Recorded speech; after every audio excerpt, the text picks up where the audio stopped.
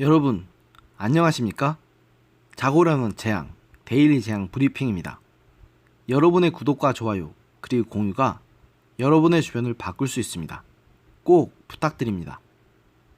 문재인 대통령의 현실인식이 참으로 답이 없다는 것은 이미 저도 잘 알고 있었지만 대체 이런 분이 언제까지 국정을 돌봐야 하는 것인지 참으로 답답한 현실입니다. 문 대통령은 16일 청와대에서 주재한 수석보좌관 회의 모두 발언에서 최근 고용지표와 가계소득지표가 개선됐다는 것을 근거로 우리 경제가 어려움 속에서도 올바른 방향으로 가고 있다면서 정부의 경제정책 기조를 일관되게 추진해 가겠다는 의지를 밝혔습니다. 진짜 이분 현실인식 이 정도로까지 답이 없었나 싶네요. 문 대통령은 우선 고용지표와 관련해 정부는 국정의 제1목표를 일자리로 삼고 지난 2년 동안 줄기차게 노력해왔다. 최고의 민생이 일자리이기 때문이다. 그 결과 고용 상황이 양과 질 모두에서 뚜렷하게 개선되고 있다는 것으로 나타났다.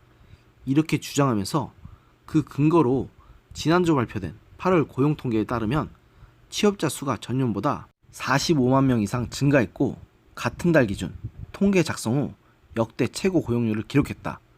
실업률도 역대 최저 수준으로 하락했다고 했고 이어 상용직이 49만 명 이상 증가하고 고용보험 가입자 수가 늘어나는 등 고용의 질도 꾸준히 개선되고 있다. 청년 인구 감소에도 청년 취업자 수가 큰 폭으로 늘며 청년 고용률 역시 2005년 이후 최고치를 기록했다고 했습니다. 아니 이런 통계를 대체 누가 대통령께 올리는 건지 모르겠지만 그야말로 삶은 소대가리도 웃을 이런 말도 안 되는 통계가 정말로 서민들의 민생을 반영하고 있다는 생각을 하시는 건지 참으로 답답합니다. 문 대통령은 그러면서 올해 연간 취업자는 작년보다 20만 명 이상 늘어나 당초 목표치인 15만 명을 크게 넘을 것으로 전망된다. 세계 경제의 불확실성 확대와 제조업, 구조조정 등 어려운 여건과 환경 속에서 정부의 적극적 일자리 정책과 재정 정책이 만들어낸 소중한 성과라고 평가했습니다. 또한 정부는 앞으로도 적극적인 고용 정책을 일관되게 추진하고 내수 활력과 투자 활성화에도 총력을 기울여 민간 일자리 창출에 더욱 힘을 쏟겠다. 여전히 고용이 미흡한 연령대와 제조업 분야의 고용 문제를 해결하는 데 최선을 다하겠다고 밝혔습니다. 진짜 착각도 이쯤 되면 병이라는 말밖에는 할 수 있는 말이 없습니다.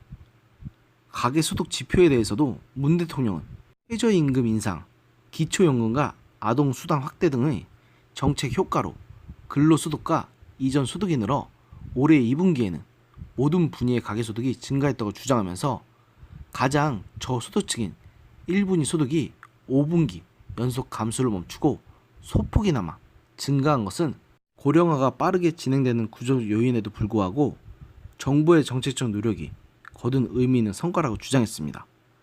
그러면서도 물론 아직 부족하다. 1분위 소득을 더욱 높여 양극화와 소득 불평등 흐름을 바꾸지 않으면 안 된다. 정부는 저소득층 가계소득을 늘리는 정책을 한층 강화해 나갈 것이라고 밝혔습니다.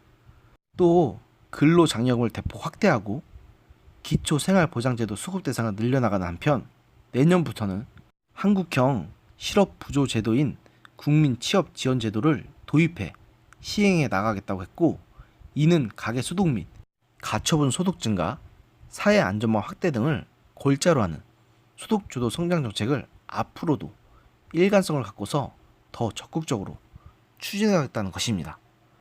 문 대통령은 일본 경제보복 관련해 정부 대응 역시 성과를 내고 있다며 꾸준히 정책을 펼쳐나가겠다고 했습니다.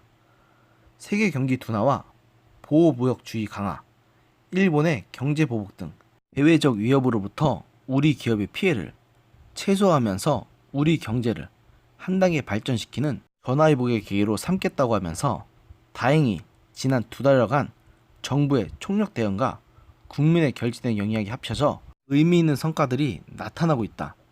일부 소재 부품에서 국산화가 이뤄지고 대기업과 중소기업 간 상생협력 모범 사례가 만들어지고 있다고 주장했습니다. 문 대통령은 이제 시작이다. 더욱 힘을 모으고 속도를 내서 우리 경제를 강한 경제로 탈바꿈하는 기회로 반드시 만들겠다고 하면서 이번 회의를 마쳤습니다. 죄송하지만 문재인 대통령님, 그냥 대통령님께서 아무것도 하시지 않는 것이 더욱 우리 기업과 국민들을 도와주신 일이 아닐까 생각합니다. 오늘의 영상은 여기까지였습니다. 들어주셔서 감사합니다.